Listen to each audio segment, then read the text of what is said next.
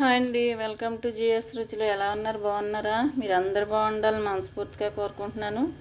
ఈరోజు రెసిపీ వచ్చేసి కోడిగుడ్లు కంద పులుసు అండి. ట్రెడిషనల్ వంట, పాతకాలం వంట. కందని ఇలా మీడియం సైజ్ ముక్కలు కోసుకుని ఉడకబెట్టుకోవాలి, కుక్కర్లో ఉడకబెట్టుకోవాలి. కోడిగుడ్లు మాత్రం ఆల్రెడీ ఉడకబెట్టినానండి. దానికి ఉల్లిపాయ, పచ్చిమిర్చి, చింతపండు గుజ్జు మనం ముందుగా కంద ముక్కలు ఉడకబెట్టుకుందాము. ప్రాసెస్లోకి వెళ్ళిపోదాం. స్టవ్ వెలిగించి కుక్కర్ పెట్టానండి. అందులో కొంచెం నీళ్లు పోసుకుని పెట్టాను. మనం ఈ కంద ముక్కలు డైరెక్ట్గా కాకుండా విడిగా ఉడికించుకుందాము. కుక్కర్లో పెట్టుకుని గిన్నెతో పెట్టుకుని ఉడికించుకుందాము. డైరెక్ట్ అయితే మరీ మెత్తగా అయిపోతాయండి. మీడియం సైజ్ ముక్కలు సైజ్ కోసుకున్నాను. మరీ ముక్కలు మెత్తగా అయితే పులుసు బాగోదు. అందుకని విడిగా గిన్నెతో పెట్టుకుంటున్నాను. 3 విజిల్స్ రానిద్దాం. మీరు ఒకవేళ డైరెక్ట్గా పెట్టుకున్నట్లయితే మాత్రం 2 విజిల్సే వచ్చేలా చూడండి. స్టవ్ విజిల్స్ వచ్చిన తర్వాత మళ్ళీ మనం కూర ప్రాసెస్లోకి వెళ్ళిపోదాం. 2 విజిల్స్ వచ్చేసినాయండి. ఇంకో విజిల్ వస్తే కట్టేద్దాం.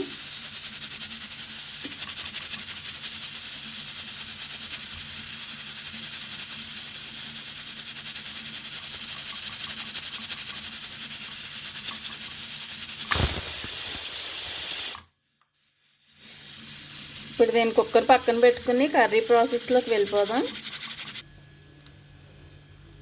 కళాయి పెట్టేసి 2 స్పూన్ల ఆయిల్ వేసానండి.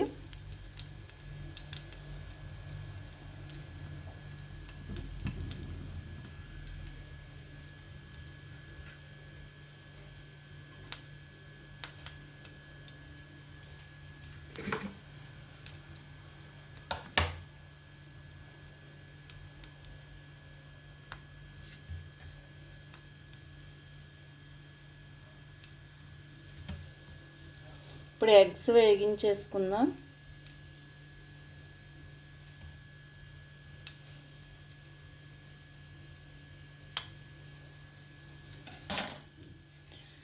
ముందుగా ఆయిల్లో కొంచెం పసుపు వేసుకుందామండి. కొద్దిగా సాల్ట్ కూడా వేస్తున్నాను.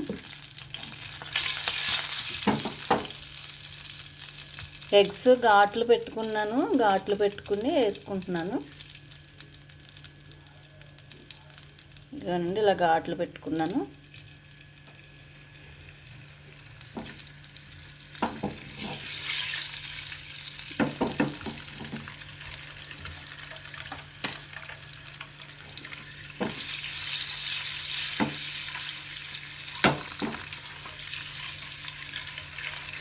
ఇలా గిన్నెతోనే ఇలా కలుపుకుంటూ ఉంటే ఎగ్ మొత్తం అంతా ఈక్వల్గా వేగుతుందండి.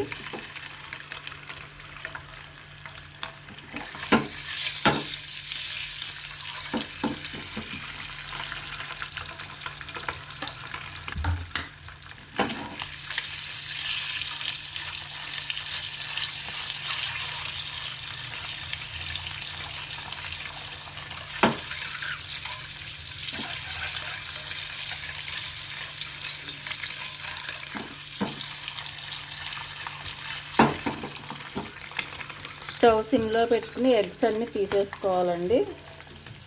అవి వేగిపోయినాయి.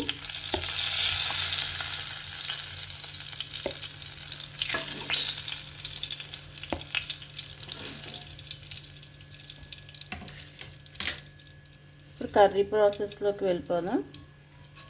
జీలకర్ర, కరివేపాకు,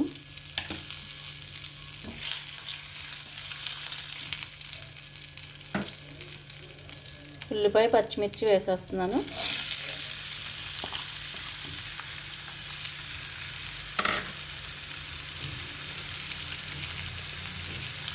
ఒక 1/2 స్పూన్ సాల్ట్ వేస్తున్నాను, తొందరగా మగ్గిపోతాయండి. కొంచెం పసుపు,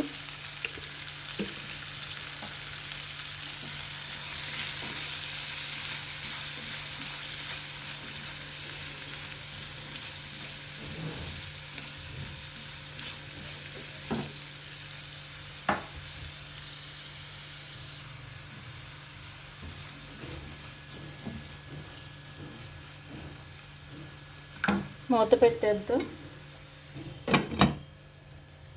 ఒక 5 మినిట్స్ పడుతుందండి. మగ్గిన తర్వాత మనం కంద ముక్కలు వేసుకుందాం.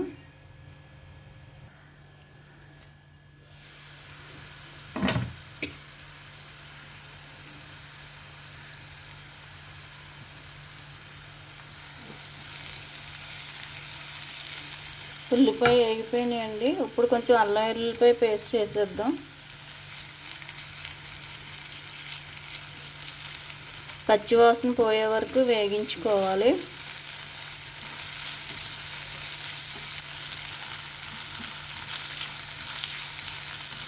కంద కోడిగుడ్లు పులుసు చాలా బాగుంటుందండి. ఇది పాతకాలం వంట. చాలామంది కంద పెండలం ఇప్పుడు అసలు వాడట్లేదు, కానీ చాలా టేస్టీగా ఉంటుంది.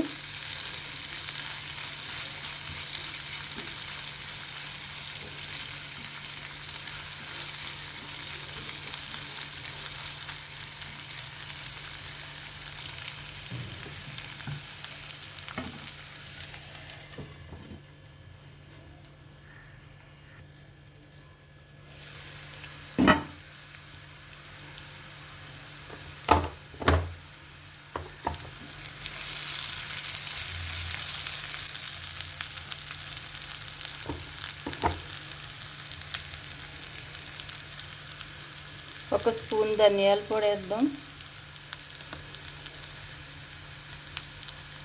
అలాగే పావు స్పూన్ మసాలా పొడి,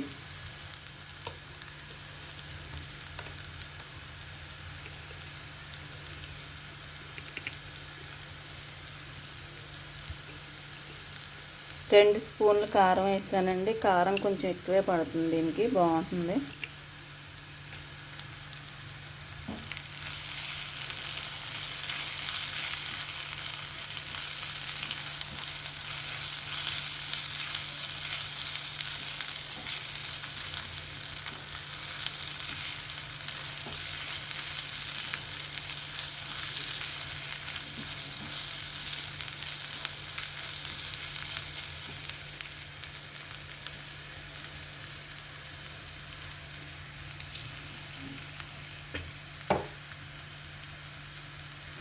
ఇప్పుడు ఎగ్స్ వేసేస్తున్నానండి.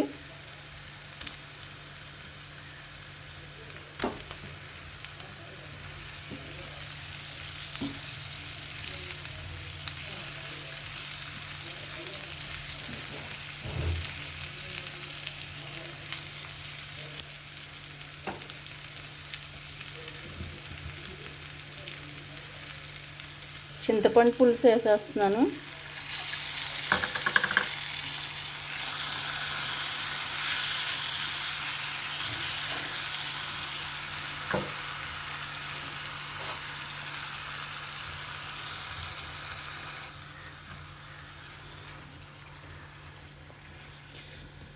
చింతపండు కొద్ది నేను చిక్కగా పిండుకున్నానండి. దానిలో మనకు ఎంత పులుసు కావాలో దానికి తగ్గట్టుగా వాటర్ వేసుకోవాలి.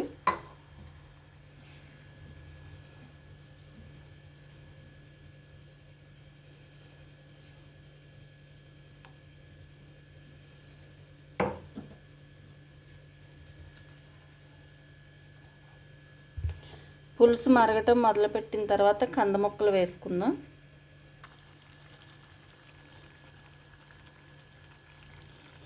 చిన్న బెల్లం ముక్క వేస్తున్నానండి. పులుసు కూరల్లో బాగుంటుంది.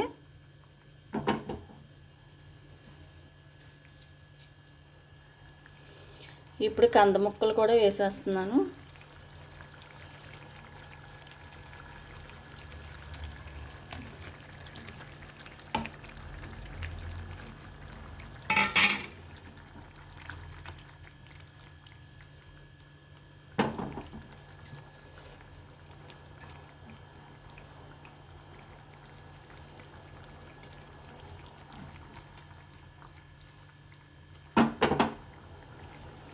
ఒక 2 నిమిషాలు మొత్తం అన్నీ కలిసి ఉడకనిద్దాం.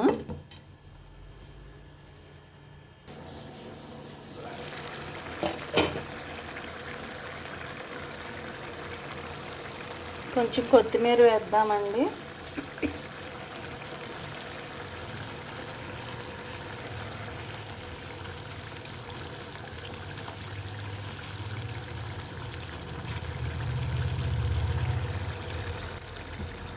నూనె అంతా పైకి తేరిపోయింది, అయిపోయింది. ఇంకొక్క నిమిషం.